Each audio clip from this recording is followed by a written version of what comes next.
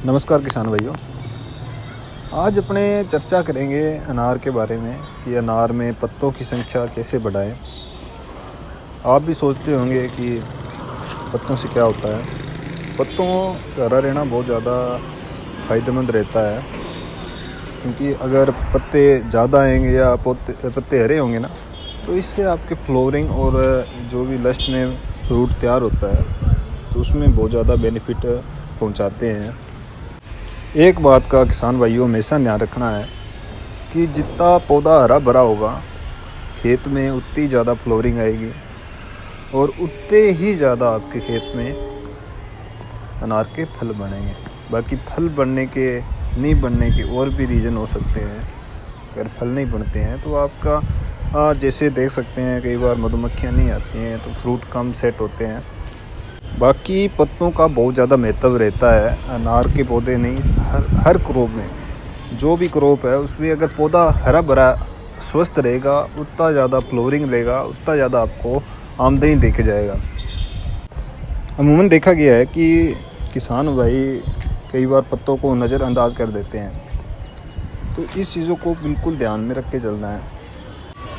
पत्तों को हरा रखने में वैसे तो कई पोषक तत्वों की ज़रूरत होती है और पोषक तत्वों के बारे में पूरी वीडियो एक बनाई हुई है, तो चाहें तो आप किसान भाई देख सकते हैं। इसकी लिंक डिस्क्रिप्शन में दे देंगे हम। जो अनार के पौधे के पत्तियों को हरा करने का मुख्य काम रहता है नाइट्रोजन का। नाइट्रोजन पत्तियों में क्लोरोफिल बढ़ाने का काम करता है, इसलिए नाइट्रोजन की मुख्य भूमिका रहती है पत्तों को हरा रखने में। और पत्तों की संख्या को बढ़ाने के लिए एक पोषक तत्व फास्फोरस की बहुत ज़्यादा आवश्यकता रहती है। अगर आप फास्फोरस का उपयोग करते हैं, फास्फोरस का काम पत्तियों को संख्या बढ़ाने के अलावा ये भी निर्धारण करना होता है कि पौधे पे कितनी फ्लोरिंग आएगी। क्योंकि जो फास्फोरस है एक महत्वपूर्ण पोषक तत्व है, इसके द्वारा बहुत सी चीज़ें दूर होती हैं। जैसे ये पत्तियों के संख्या को तो बढ़ाने में सहायता करता ही है, और दूसरा पौधे पर फ्लोरिंग को लाने में भी फास्फोरस की महत्वपूर्ण भूमिका रहती है। किसान भाई एक बात को ध्यान में रख के चलना, अगर आपका बगीचा अंत तक हरा भरा रहता है तो आपके बगीचे से बहुत अच्छी आमदनी होगी। क्योंकि अगर आपका बगीचा पूरी तरह स्वस्थ है तो आमदनी बहुत अच्छी दे के जाएगा।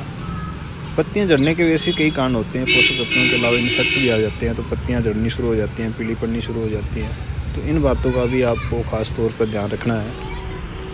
और अगली इस बात का भी विशेष ध्यान रखना है कि मार्केट में जो कई इंसेक्टिसाइड ऐसे भी आते हैं जो बहुत ख़तरनाक होते हैं, जो रेड ट्राइंगल के आते हैं, उनकी स्प्रे करने से किसान भाइयों को बचना चाहिए। क्योंकि अगर आप उन